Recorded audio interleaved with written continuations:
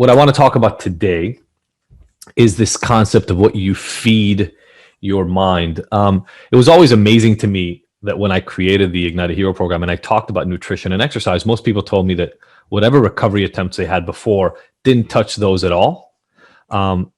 Biology, psychology, environment, and spirituality. If you read anything in the book, you know, I talk about all four of those factors being relevant. It is bizarre to me that recovery programs don't cover, you know, nutrition and exercise, which are all the things you put in your body and do with your body. Incredibly important. The things you put in your body and the things you do with it are the fuel and the energy expenditure of what your body, including your brain, does. And if you're not careful about that, you will make it do things and build itself out of fuel that you're not really interested in. So pay attention. It's incredibly important. Like a lot of recovery programs will let you eat all the sugar you want and candy. Okay. That's one way to get you over your alcohol use. The problem is that then you're relying on sugar to drive your energy, and that's not that much better. It intoxicates you less, but it's everywhere and really, really hard to control by itself. I don't want to talk about the nutrition and exercise today. I want to talk about what you feed your mind, because it's equally as important. And I think we pay even less attention to that. And this all comes out of a story. Sophie and I just did this high-end, super intense, like 20 hours of work in 2 days, kind of intense, with this couple, verge of actually not getting married. They're engaged, verge of calling off the marriage.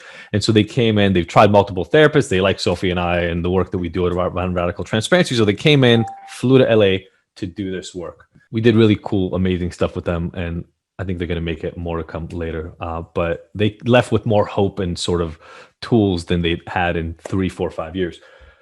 But then we're having the dinner at the end of the thing and we're talking, and I was asking, hey, walk me through some more of the stuff that you did before you came to us. Like, what were you trying? And so they talked about some of the therapists. And then I said, okay, when you weren't in therapy offices, what were you doing for that? And she said, I listened to a lot of podcasts. And I said, well, what kind of podcasts? And obviously the Ignited podcast was part of it. That's how she found out about us.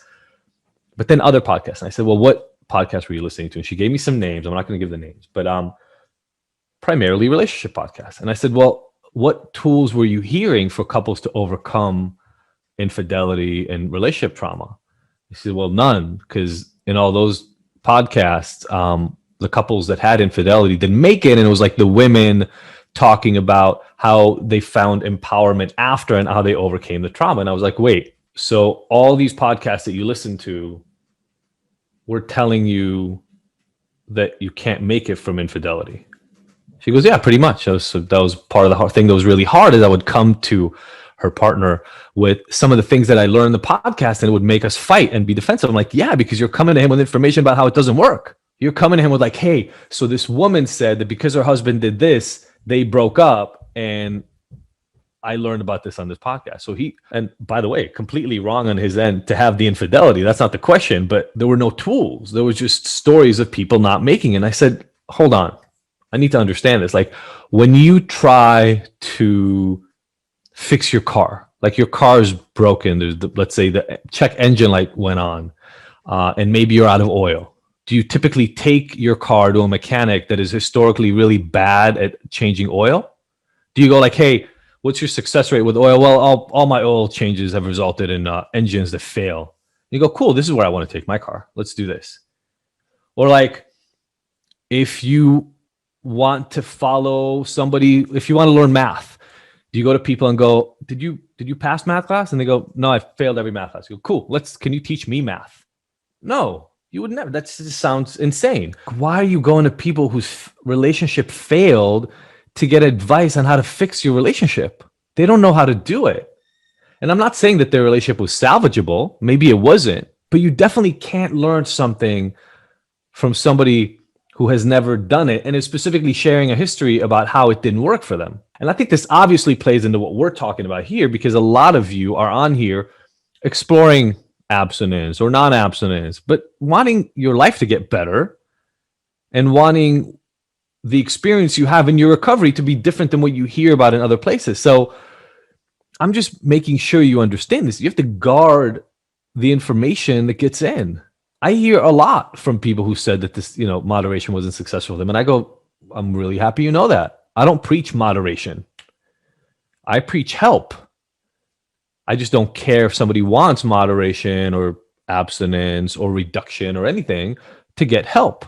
So if you want abstinence only and that's the only thing you're interested in, there are a lot of places, they're all 12-step based, but there are a lot of places that will give you that. And you can get that kind of information. If you want non-12-step based recovery information, there are a handful of places you can go to, right? Like Smart Recovery, you can come to us, Moderation Management, there's like a SOS, Life Ring. There are a very small number of places that offer you that kind of stuff. But you know to go there. But it would be dumb to go to an AA meeting and talk about moderation. It would just be silly because they're going to look at you and go, that's crazy. You can't do it. And you're definitely not going to learn anything about them from that. I just want to remind you, that's the way it works with everything in your life. And I'm just telling you, there are a lot of different goals people have and a lot of different life experiences people have and a lot of different understandings and perspectives they have in life.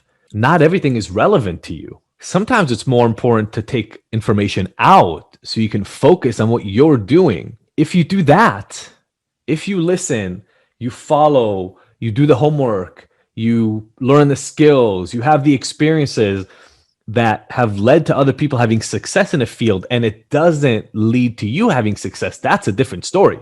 Then it might be time to say, hey, maybe I want to change the goal. But if you're having an experience where you're still having a lot of people tell you what you're doing is not going to be successful and you're going to fail, and you're still going to different things, partially supporting what you're trying to do and partially speaking against it and taking on tools from everybody, it's going to be a lot harder to succeed. You're going to have to succeed despite that fact, not because of it.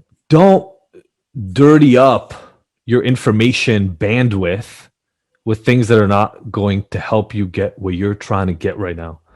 Eliminate all the rest of the stuff. Get rid of it, put it to the side, turn the volume down, whatever you need to do to focus solely on where you're going.